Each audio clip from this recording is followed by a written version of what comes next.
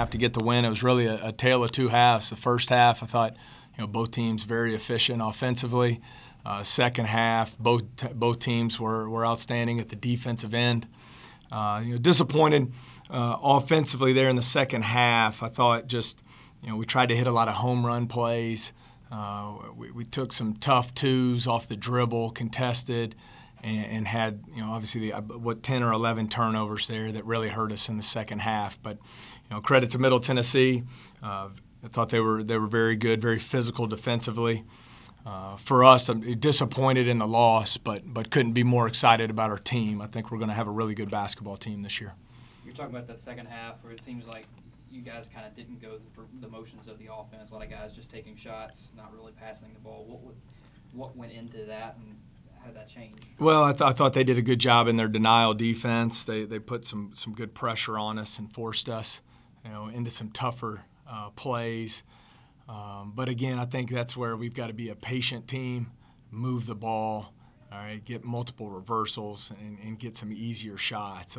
Those challenge twos off the dribble in traffic are just not. Those aren't the best shots for our team. For the most part, you were able defensively to stop about everybody else on the team. What made Nick King so difficult to defend? Well, he was the player of the game. He was terrific. We didn't have an answer for him. He really was. He's a matchup nightmare because he's a skilled player. I got to give credit to Middle. They've taken some of these guys from high major schools where they were, quote, 3-man or wing-type players, and they bring them in, and then they become matchup nightmares at the 4, and we just really struggled to guard him off the dribble. And he hit a couple tough shots, but, a really good player. I think you take him out, I thought our defensive effort was really good as you look across the board outside of King. We just didn't have an answer for him. You're able to rotate some of the bigs in for a little while, but then the foul trouble kind of came up and got y'all, especially with Miller fouling out. Well, it was tough. Forwards couldn't never get in a rhythm because of the foul trouble. Terrell, I thought he got some good looks, just didn't knock him down.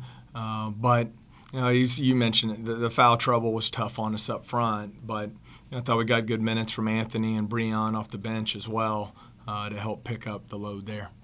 Talk about the discrepancies on the boards tonight. Is that going to be a key emphasis moving forward? But I think it always is. Really, the discrepancy was really the one possession where we just couldn't come up with the loose ball for whatever reason. They got 4 or 5 opportunities on that possession, and that was a backbreaker play there. Talk about Ja Morant. Kermit was in here before you, and he said that he thinks Ja, from what he's seen, is one of the best freshman point guards in the country. Well, I wouldn't disagree. The skill level is very high, the IQ and feel for the game. I thought you saw his ability to rebound and also to pass. I know he's disappointed with a couple of the turnovers, but that's part of being a freshman. He'll learn from those. But he's going to be a terrific player here and excited about his freshman year. To get to the rim and score pretty easily in the first half. The second half, you only had maybe 5 or 6 baskets on the floor. What was the biggest difference between the first and second half for you guys? It was tough on both ends in the second half. Both teams struggled to score, but I think they made more hustle plays in the second half, and that's what got them the win. Defensively, they put a lot of pressure on you guys, especially when they're trying to trap you. Just talk about that pressure, and I know y'all were ready for it. Yeah, they did a good job trapping us, and we just got to learn from it. They did good in the second half, trapping me in the post, and we just got to get better and learn from it. Jonathan, what was the game plan on that last shot? Was it just ISO and let you take it, or was there anything drawn up for that at all? It was a draw, but it was a bad decision on my part. I got to get a better shot, better look at the rim.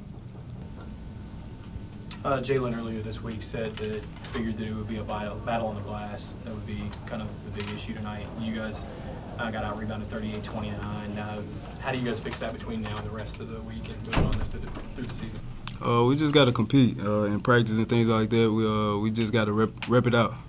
We work on it every day, but we have to really focus on it even more now, seeing it happen like that in the game.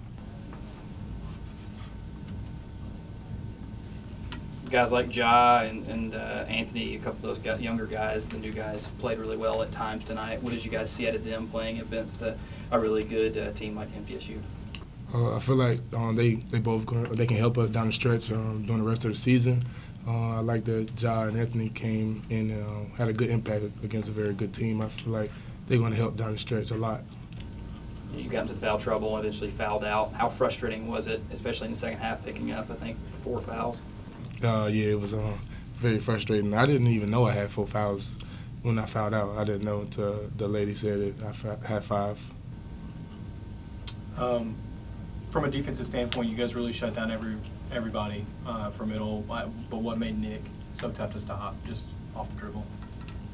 I think we weren't in the gaps like we practiced and he ended up getting straight line drives and getting to his strong hand, which is his left hand. And our game plan was to make him go to his opposite hand, and we struggled doing that as a team.